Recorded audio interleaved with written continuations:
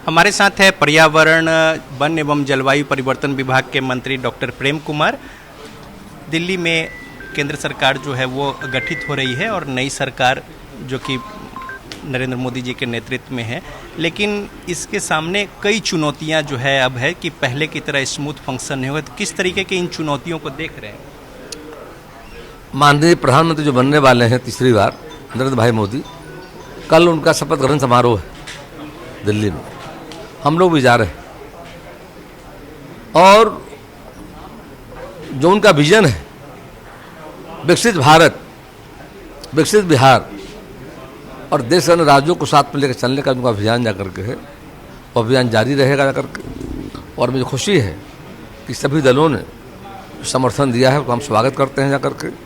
और माननीय मोदी जी का एक लंबा अनुभव है, ये गुजरात में जब मुख्यमंत्री हुआ करते थे और बाद में देश के प्रधानमंत्री बने, यानी 14 से 24 तक 10 वर्षों का जो कार्यकाल रहा है, ये भारत के इतिहास में स्वर्णिम काल है, गोल्डन पीरियड कहा जाएगा इसको जाकर के। और आने वाला समय और बेहतर होगा।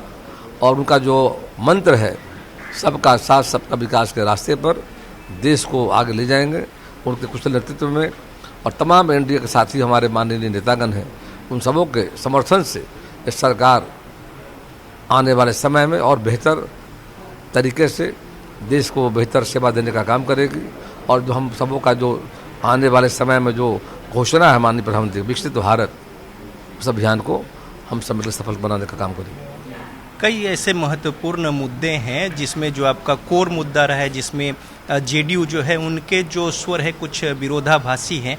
तो इस तरीके से चाहे वो अग्निवीर योजना हो या फिर यूनिफॉर्म सिविल कोड जो है उसकी बात है, या फिर विशेष राज्य की मांग तो लगातार हो ही रही है जिसमें कई सारी बातें हैं, जातीय गणना है। तो ऐसे कैसे देख रहे हैं कि अब क्या कुछ इसमें कुछ खटपट की स्थिति आगे होगी? कोई खटपट नहीं होगी, सरकार चलेगी।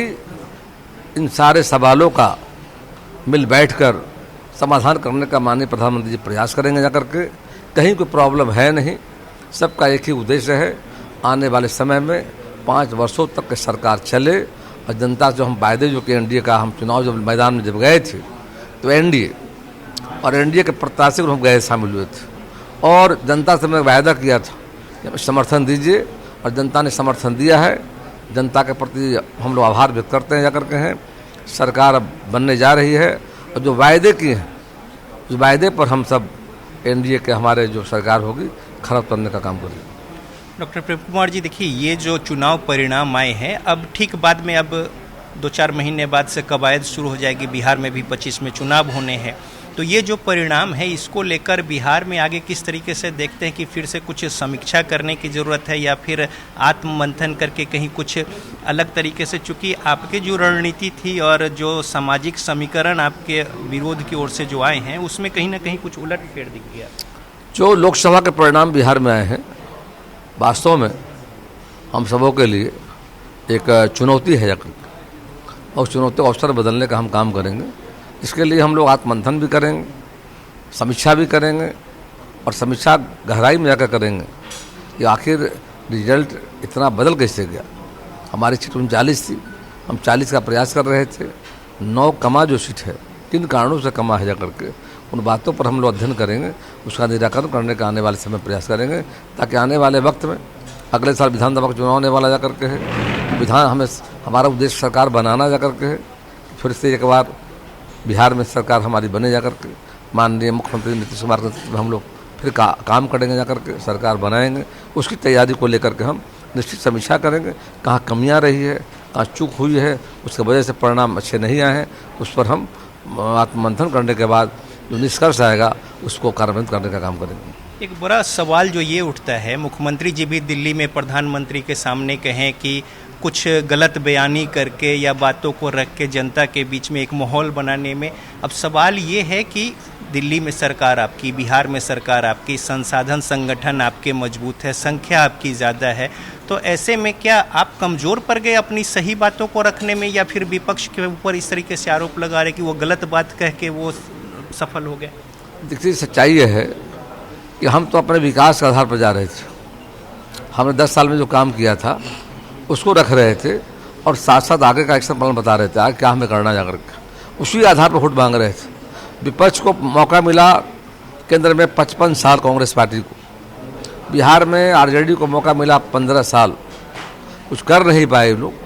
जब हमको मौका मिला तो हमने काम किया है जाकर, उसी का परिणाम है कि संख्या कमी जरूर हमारी जाकर तीसरी बार 14, 19 और 24 में हम सरकार बनाने जा रहे हैं। माननीय मोदी जी तीसरी बार प्रधानमंत्री बनने जा रहे हैं जाकर के हैं। और जो विपक्ष था उनके पास कोई मुद्दा उठा नहीं जाकर, मुद्दा क्या बना? संविधान, लोकतंत्र, आरक्षण। संविधान 10 साल में ख़त्म कहाँ हुआ? मोदी 10 साल रहे प्रधानमंत्री, कि संविधान का छेड़छाड़ किया गया?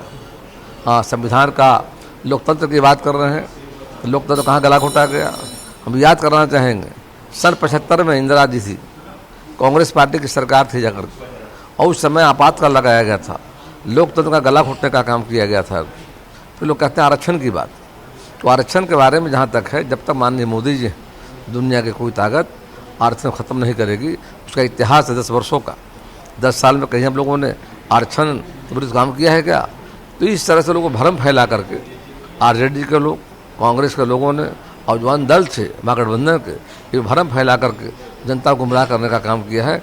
जनता इन बातों को समझ गई है और आने वाले समय में हम निश्चित तौर पर, जनता ने जवाब इनको दिया जा करके है और हम सरकार बनाने की स्थिति में आ गए हैं जाकर के। पर्याप्त बहुमत मेरे पास जाकर के है, तो जनता ने जवाब दे दिया है।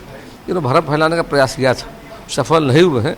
हमारा थोड़ा सा संख्या कमा है, समीक्षा हम करेंगे और आने वाले समय में और बेहतर तरीके से हम जनता की सेवा करेंगे। बहुत धन्यवाद।